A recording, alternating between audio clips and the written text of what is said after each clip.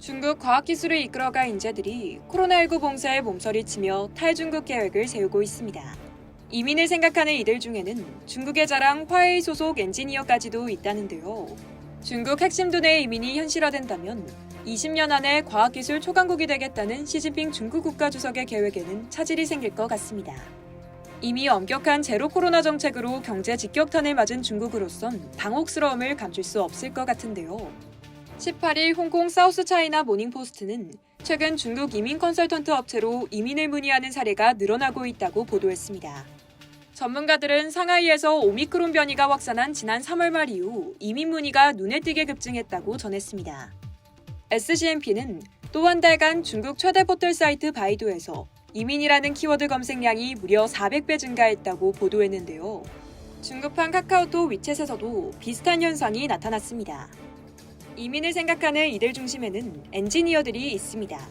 이민 및 해외 유학 컨설팅 서비스를 전문으로 하는 베이징 소재 인중법률사무소의 한 임원은 상하이 봉쇄가 시작된 3월 말 이후 이민 문의가 2배로 증가했다며 기존에는 개인 자산가들의 이민 문의가 많았지만 이제는 기술 전문가들로 고객이 바뀌었다고 밝혔습니다.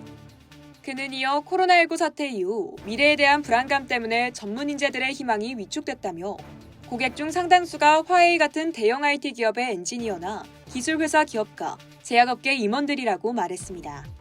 북미 이민 서비스를 제공하는 회사 위양지탄의 한 임원도 지난 3월 말 이후 이민 문의가 전년 동기보다 60에서 70% 급증했다고 밝혔습니다. 상하이에 거주하는 40대 초반의 한 기술 책임자는 지난 10년간 중국에서 인터넷 사업이 호황을 누려왔고 지금까지 이민을 생각해 본 적이 없다며 시민의 자유와 안전에 대한 침해와 중국 당국의 방역 규제의 가혹함 때문에 이민을 고려하게 됐다고 전했습니다. 이러한 중국 내 인재 유출 움직임은 시진핑 국가주석의 과학 굴기 실현에 걸림돌로 작용할 수 있다는 지적이 나오고 있습니다. 시 주석은 2050년까지 과학기술 혁신 강국 건설을 목표로 설정하고 인재 양성 및 외국 전문가 영입이 목표 달성의 핵심이라고 강조해왔죠. 이에 SCMP는 이민 문의 급증이 중국에서 인재 유출로 이어질지 여부는 지켜봐야겠지만 미국으로부터 과학기술 패권을 쟁취하려는 계획이 틀어질 여지가 있다고 전했습니다. 한편 이러한 두뇌 유출은 우크라이나를 침공한 러시아 내에서도 수차례 목격되고 있는데요. 지난 2월 24일 우크라이나 침공 이후 러시아의 젊고 똑똑한 IT 인재들이 인접국으로 빠져나가는 엑소더스가 심각하다고 합니다.